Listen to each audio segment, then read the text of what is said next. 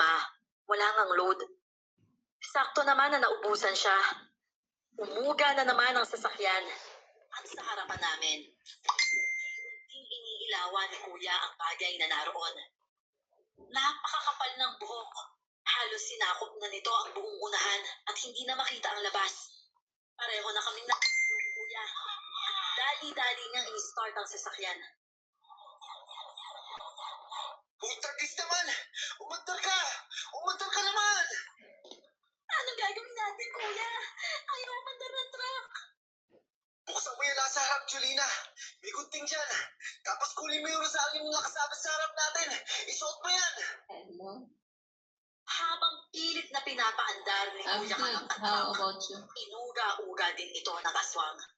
At ngayong nasa harapan na siya namin, kita-kita ko ang mga halimaw niyang muka. Kulubot ang balat niya at nagbabaga sa pula ang kanyang mga mata.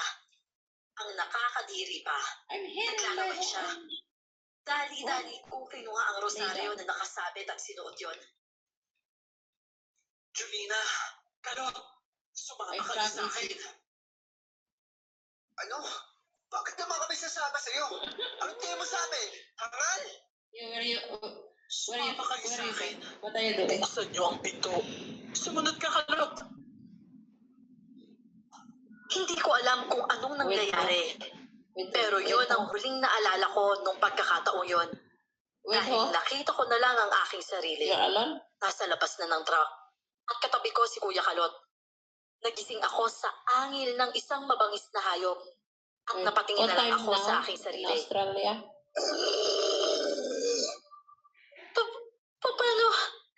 Paano ako nakarating dito?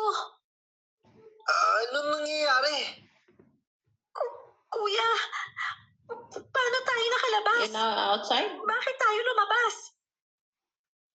Hindi ko din alam. Now you're Julina. outside? Ngunit umalingaw-ngawang tunog ng hagupit ng latigo. At pagtingin namin, sa harapan sa gitna mismo ng kalsada, Yeah, nice. dalawang nilalang ang naglalaban. Ang isa ay halimaw, ang isa babae na may hawak na latigo. Mabilis kumilos sa halimaw, pero mabilis din siyang manghina kapag natatamaan ng latigo. Para bang ang latigo na yon, isang buntot bagay. Why? Very, very Kahit good. kailan talaga. Hadlang ka sa mga plano ko. Dahil intensyon ko talagang pigilan ang mga plano mo. Kung ano man yun, hanggat nakikita kong gumagawa ka ng masama, hindi kita tatantanan. This Hanggat horror hindi kita napupuksa. movie. Lorena? Yeah. تفضل. نعم تفضل. شكرا. Horror movie. تسلم. What's time there in Australia? حركته كثيرة ويشتت زملاء. Yes. ومحمد عجيب. PM. Here in Dubai is 3:45 PM.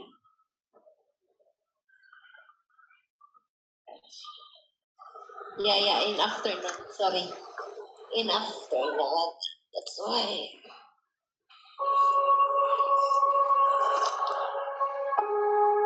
Time here?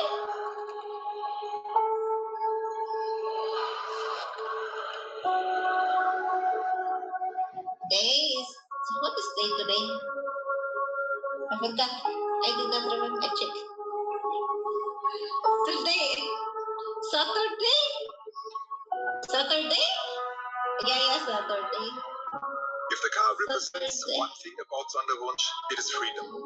The freedom to transform an Saturday. extraordinary dream and vision into a Porsche, ultimately one of its kind. So when I first saw the concept, my first question was, how are we making this road legal? And then which month you go back in the I feel Philippines? immense respect and even a sense of Which awe. day, which Just thinking month, about which how many year? thousands of hours have done this. Yeah. You go back in October To or understand the November? car, you first have to understand where it comes from. The shape is deeply rooted in 935, a very You go back in historic race Philippines car, October which started or in the November? 1970s. The goal was not to recreate a 935, but to transfer its spirit and its soul into a completely new car.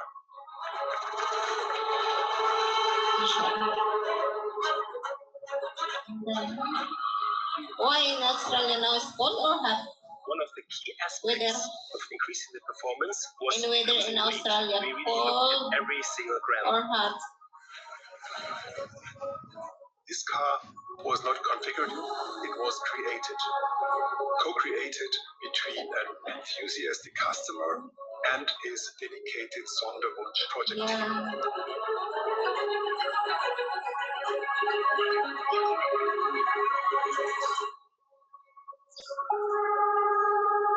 Sorry?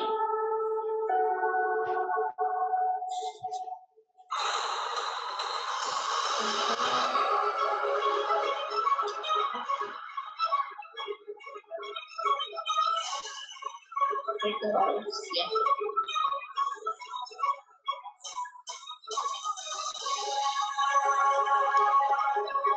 Yeah.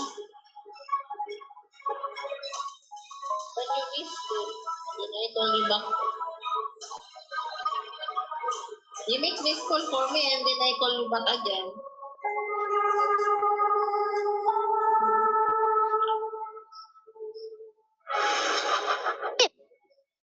Wala namang masama din kung kikitain mo eh. Bakit ba? Wala namang masama doon. Basta ano mo lang, kikitain mo lang naman eh. Baka naman, dyan ka dyan ka maging masaya. O di ba? Ganun, subok-subok lang din.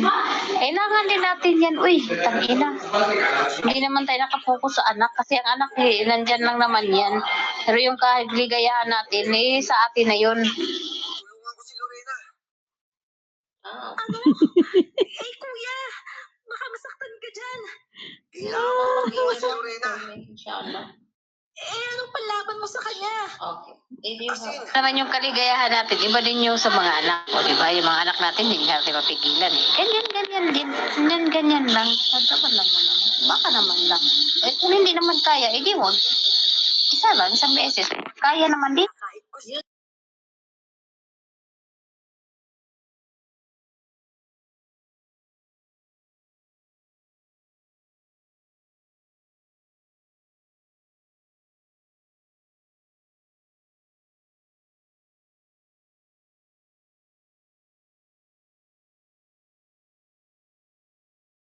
Ang kamay nitong may mahahabang kuko. Paalis lang ang asin sa kanya. Ano pa bang ano mo dyan? Ano pa bang... expected mo sa Nigeria. Yawa ka dyan. Grabe ka na ano na pa. Di wag na. Huwag mo nang anuin. Diyos ko. Tatawa ako sa pangit. Yawa ka dyan. Nila papunta sa sasakyan. Nasirang matanda. Putang ina. Yawa talaga na pangit. Visit ka. Si Tata dyan.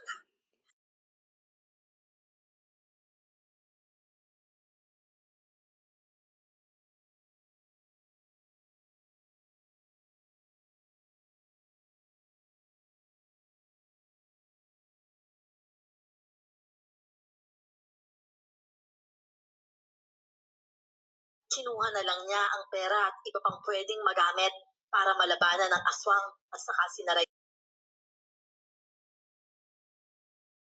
Makarating na nga kami sa bahay. Ano ka ganyan? Alagaan ka niya kasi nag-ibig ba sensitive yun? Kunting ano basag. Ay, ano sana? Kikiri. Ay, yawa. Kami namang tatlo.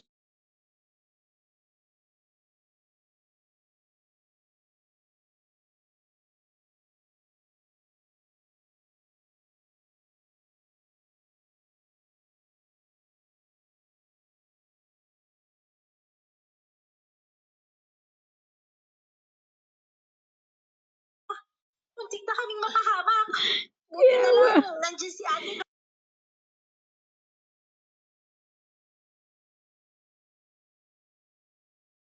Butas kasi yung gulong ng truck eh. Kaya iniwan na namin doon. Ilang taon na ba? O siyempre, pipili ka lang naman ng pangit pa, hindi pa mahiritan, di mo na, huwag mo na ganuhin, tagina. Dapat mahihiritan, di ba? Anahin mo na lang, anahin mo muna. Sige, pa-celebraran mo muna kung ano.